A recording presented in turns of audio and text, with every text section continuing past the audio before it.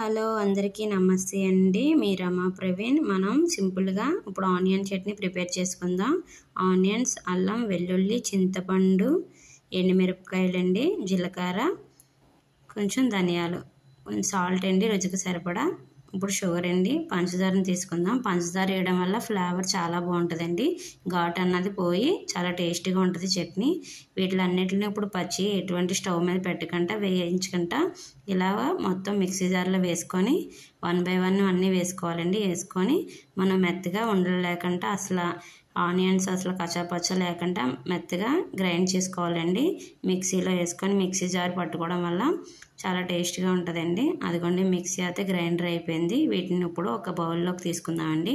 బౌల్లోకి తీసుకొని కొంచెం వాటర్ యాడ్ చేసుకొని శుభ్రంగా కలుపుకుందామండి. ఈ చట్నీ అన్నది దోశల్లోకి, ఇడ్లీలోకి చాలా టేస్ట్గా ఉంటుందండి.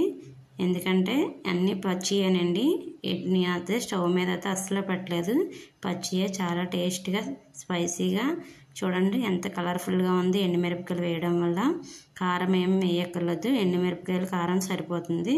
కలర్ఫుల్గా ఉంటుందండి. చాలా టేస్ట్గా ఉంటుందండి. నా రెసిపీ కానీ నచ్చితే లైక్ చేయండి, షేర్ చేయండి, సబ్స్క్రైబ్ చేయండి ఫ్రెండ్స్. మర్చిపోవద్దు. ఇలాంటి వీడియోస్ అన్నీ పెడతా ఉంటాను. Bye friends.